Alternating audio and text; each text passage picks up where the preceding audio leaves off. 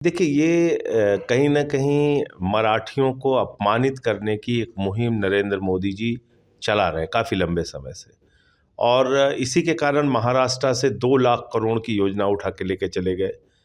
महाराष्ट्र के नौजवानों का ख्याल उन्होंने नहीं रखा। यहाँ कैसे रोजगार मिलेगा इस बात की चिंता नहीं महाराष्ट्र के साथ, वो सौतेली माँ जैसा व्यवहार कर रहे हैं। अब उद्धव ठाकरे जी का हेलीकॉप्टर आप चेक करते हैं, अमित शाह जी का हेलीकॉप्टर क्यों नहीं चेक करते?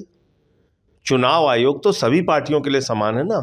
शिंदे जी का हेलीकॉप्टर क्यों नहीं चेक करते आप देवेंद्र फडणवीस जी का हेलीकॉप्टर क्यों नहीं चेक? मैं तो कह रहा हूं प्रधानमंत्री जी का भी हेलीकॉप्टर चेक होना चाहिए।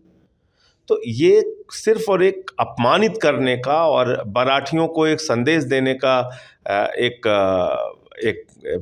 तरीका है। मैं समझता हूँ कि आपने उद्धव ठाकरे की हेलीकॉप्टर चेक कर लिया और ये संदेश देना चाहते हैं कि देखो मैं इनको कुछ समझता नहीं, और इनकी भले ही ये मुख्यमंत्री रहे हैं, भले ही ये बाला साहब ठाकरे के लड़के हैं या उस परिवार से इनका संबंध है, लेकिन हम इनको कुछ नहीं समझते और हम तो इनकी हेलीकॉप्टर चेक करेंगे, इनकी गाड़ी चेक करेंगे। ये संदेश देने का मकसद था और कुछ नहीं। क्या मिल गया वहाँ हेलीकॉप्टर चेक करके उनको? सिर्फ अपमानित करने का इनका तरीका होता है। मैं भुक्तभोगी हूँ, 6 महीने जेल रह के आया हूँ, हमारी पार्टी के बड़े बड़े नेता केजरीवाल जी सहित सब लोग जेल में रहे, तो मैं बता सकता हूँ इनका ये मकसद होता है, अपमानित करो। सर जिस तरह देखा जाए कि हरियाणा दिल्ली में जिस तरह सरकार आपके साथ में आम आदमी नहीं लड़ी कांग्रेस से, और महाराष्ट्र में लड़े साथ एकजुट हो गए, इस बारे में क्या कह सकते हैं? देखिए हरियाणा में हमारी कोई गलती नहीं थी। हमने अंतिम समय तक कांग्रेस पार्टी से बात किया, राहुल गांधी जी उसके लिए तैयार थे, 4 सीटों पर बातचीत फाइनल हो गई, बाद में उन लोगों ने फ़ोन उठाना बंद कर दिया। तो हम हरियाणा के लिए हम जिम्मेदार नहीं हैं।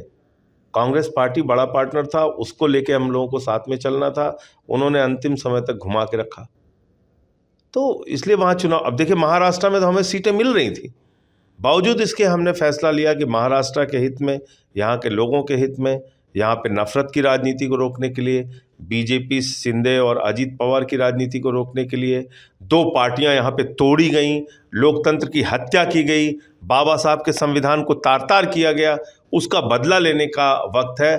और इसलिए हम महाराष्ट्र की जनता के साथ खड़े हैं। हमने कहा हम चुनाव नहीं लड़ेंगे। केजरीवाल साहब ने ये फैसला लिया तो एक अच्छा फैसला लिया। तो अभी प्राथमिकता ये है कि ऐसे लोग जिन्होंने महाराष्ट्र को आज बदहाली पे पहुंचा दिया, 60,000 महिलाएं या तो लापता हैं या उनके साथ दुष्कर्म की, अपहरण की घटनाएं हुई। महाराष्ट्र में 3,000 किसानों ने आत्महत्या की है, किसानों से ज्यादा नौजवानों ने आत्महत्या की है। आपने जिन लोगों पे आरोप लगाया कि 70,000 करोड़ का घोटाला किया है, अजीत पवार ने चक्की पिसिंग कर रहे थे फडणवीस, वही आज आपके साथ बैठे हुए हैं। किसी को कहते थे इकबाल मिर्ची से संबंध है, किसी से कहते थे दाऊद इब्राहिम से संबंध है, आज उन लोगों को आज अपने साथ लेके बैठे हुए हैं आप। तो भाजपा का क्या चरित्र है? इनका चाल चरित्र चेहरा सबके सामने आ चुका है। और हिंदुस्तान को कहां पहुंचा दिया आपने 200 लाख करोड़ रुपए का कर्जा हिंदुस्तान के ऊपर लाद दिया। आप यहां बड़ी बड़ी योजनाएं उठा के अडानी को दे दे रहे हैं। आपने महाराष्ट्र में महंगी बिजली करके 1 लाख करोड़ रुपए का फायदा अगले 1 साल में अडानी को होगा और 1 लाख करोड़ रुपए का महाराष्ट्र की जनता को चूना लगेगा उससे। तो ये सब कुछ जो हुआ है, इसके लिए कौन जिम्मेदार है? प्रधानमंत्री नरेंद्र मोदी, भारतीय जनता पार्टी, फडणवीस और डबल इंजन की इनकी सरकार। डबल इंजन यहाँ पे कबाड़ा हो चुका है, उसको महाराष्ट्र के लोग बदलेंगे और महाविकास आघाड़ी इस बार यहाँ पे प्रचंड बहुमत से सरकार बनाएगी। सर किस तरह देखना चाहोगे इधर सीएम और मुख्यमंत्री आपकी सरकार को, क्या किसको देखना चाहोगे?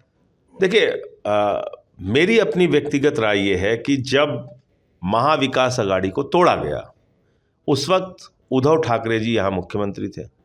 उन्होंने कोरोना के समय में अच्छा काम किया, उन्होंने महाराष्ट्र को बचाया, मुंबई को बचाया, जो उनसे संभव हो सका उन्होंने बहुत अच्छा काम करके दिखाया। उसके बाद उनकी पार्टी तोड़ दी गई, उनको इस्तीफा देना पड़ा। तो अभी मेरा ये मानना है कि उद्धव ठाकरे जी के नाम पे सहमति बनानी चाहिए महाविकास आघाड़ी को। और इसका दूसरा फायदा ये होगा कि जो मराठी मानुस का एक सेंटिमेंट उनके साथ जुड़ता है, और जो वोट बंटवारे की कहीं ना कहीं बात हो रही है कि मराठी वोट शिंदे के पास भी जाएगा और मनसे के पास भी जाएगा, वो सब रुक जाएगा और उसका एक बड़ा फायदा महाविकास आघाड़ी को होगा। तो उनके नाम पे सहमति बनानी चाहिए, ये मेरी अपनी व्यक्तिगत राय है।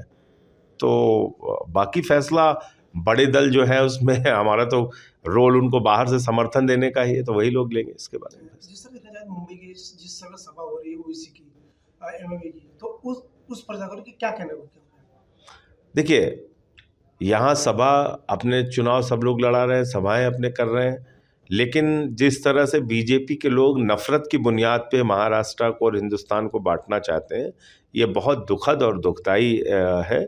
भारत के प्रधानमंत्री 10 साल प्रधानमंत्री रहने के बाद 22 राज्यों में प्रधानमंत्री जी की पार्टी की सरकार है, उसके बावजूद वो कह रहे हैं कि आपकी भैंस चुरा ले जाएंगे, आपका मंगलसूत्र चुरा ले जाएंगे, आपकी रोटी चुरा ली है, आपकी बेटी चुरा लेंगे। ये क्या भाषा बोल रहे हैं प्रधानमंत्री? ये बातें प्रधानमंत्री को शोभा देती हैं क्या?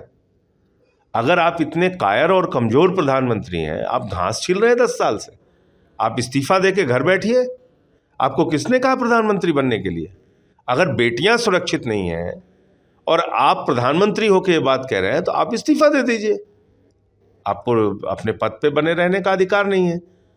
दूसरा, वो कह रहे हैं एक रहेंगे तो सेफ रहेंगे, तो किसके लिए कह रहे हैं?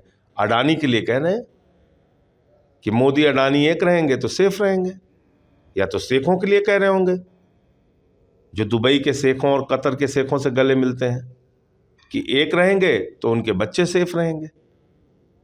तो इसलिए प्रधानमंत्री की ये बातें, और एक हमारे उत्तर प्रदेश के मुख्यमंत्री हैं, वो आके कह रहे हैं बटोगे तो कटोगे। कैसी बातें आप लोग बोल रहे हैं? किसके लिए बोल रहे हैं आप? यहाँ कहते हो बटोगे कटोगे, वहां जाके जाट नान जाट करते हो हरियाणा में।